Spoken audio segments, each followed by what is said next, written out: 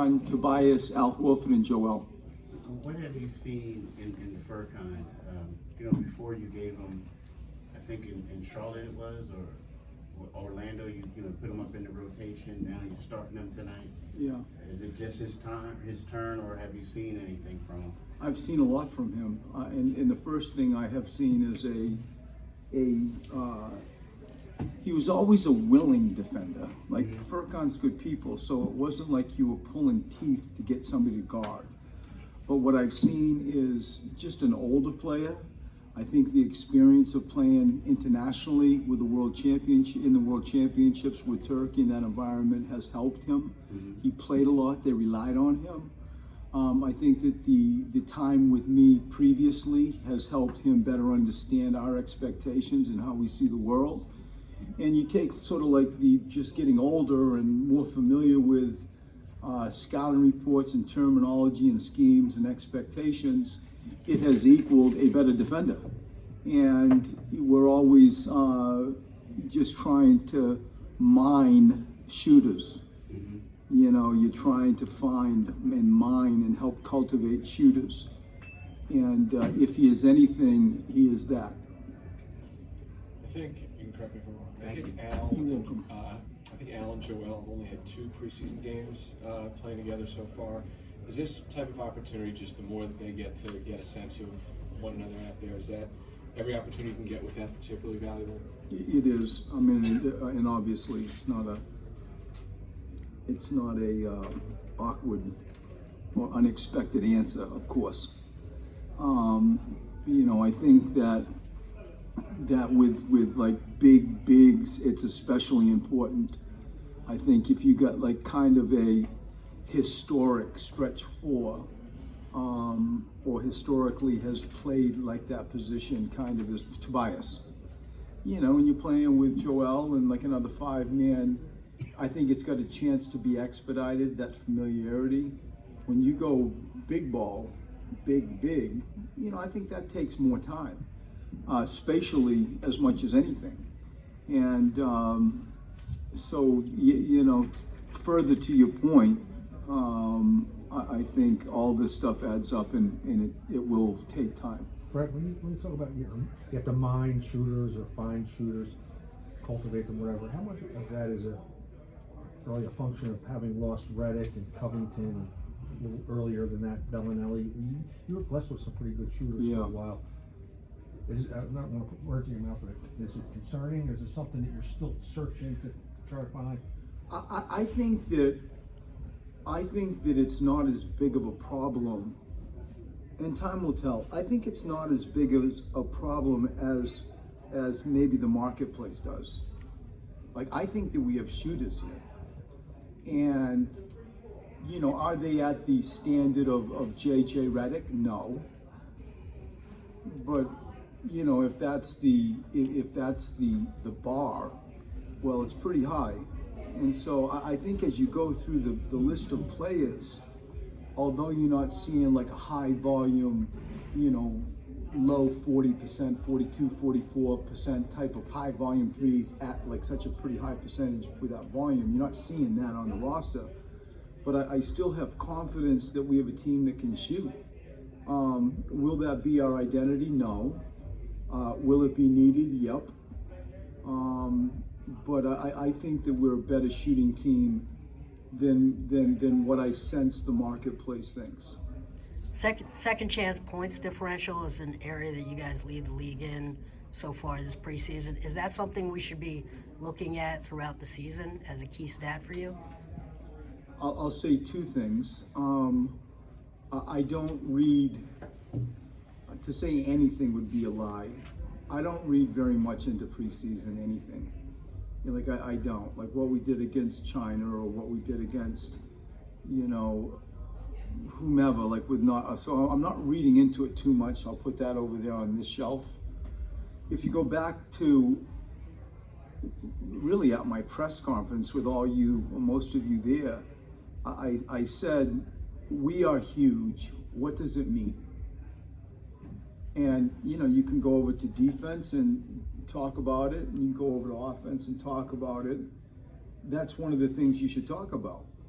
as the coach, like if we're this big, how do you exploit that? How do you make it work? How do I coach it well? And I hope that that statement you just said is something that we talk about, later in the season and becomes a part of who we are. I think it should be. I remember sometime during the year last year, Furkan got sent to the minors, and I remember talking to him. He was exasperated. He felt as if he didn't have a chance here or whatever. Something was lost in the translation, but that's what he said. Have you really recovered strongly from that moment to this moment, to where you're putting him in the starting lineup, at least on a temporary basis? Yeah. And your question, Jack, is how quickly he's recovered from being a guy who was demoted halfway through last year to a guy that you're now looking at as right. Sounds like you're looking at him to contribute. I am, and I'll be harsh about it. Yeah, that's what he's got to do. Like, that's part of life in the NBA. It's not like he's an established player, and so the people that can take that, subtle, minor problem or just sort of disheartenedness of going down and have that cripple them. This is not the league for the weak, and he should go to Europe if that's was going to sort of dismember his spirit. And he's great people, and he's fighting to stay in the league. He's fighting to get minutes. He's fighting. And it just happens to be this year now on a team that we believe is a championship contender. And so the fight's even harder. And I think that, to your question, does it surprise me that it happened this quickly? It isn't quick in my mind, first. And second, it better happen. Fast or slow, quick or whatever. It better happen. That's the phase and the stage that the young man is at. And I give him credit for, maybe more to your point, I give him credit for, not blinking. He just didn't go away. And now here he is. Brett, you had said the other day that you were going to kind of let the backup point guard battle go until the last possible minute, and you would wait until after tonight, really, to make any kind of decision. Does Raul missing tonight complicate that at all for you? Yeah. No. Where are you at in terms of? Yeah, no, Kyle, it's a fair question. First, categorically, no, it doesn't complicate it. I think his body of work and what I've seen, I feel that I have enough of a body of work and a gut feel and a historic perspective of studying these guys, where I can make a fair decision of what now happens. And it's not something, and I don't think you're asking this, that I'm going to declare now, but I feel confident and comfortable. I can make a decision on how this thing plays out as it relates to the position, the backup point guard position. And tonight, it doesn't. In fact, if he's a little bit injured, I don't want it'll hurt him more than it'll help him in many ways. And so, no is the short answer. Two more guys. Coach, can you talk about Josh Richardson a little bit in terms of his perimeter game, and then also overall, because he played against you guys in the playoffs a little more than a year ago, and then he also played with Dwayne Wade for a couple of seasons. Yeah. So let's go to defense first. Okay. I think that Ben Simmons and Josh Richardson have a chance to be as good as any in the backcourt of an NBA on an NBA team. That's my goal for them. More importantly, that's their goal for themselves. That is a unique defensive backcourt.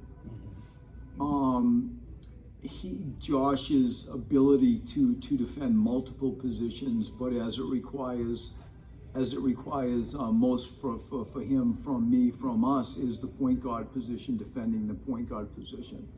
I do think he's versatile enough to move around and go, you're not going to guard Ish tonight, and you're going to go guard Beal tonight. He can do that. Will I do that? We'll figure out, how that works as the game unfolds. I have in my mind how that's going to play out. But I think defensively, he's prideful, he's good, he's versatile. Tick.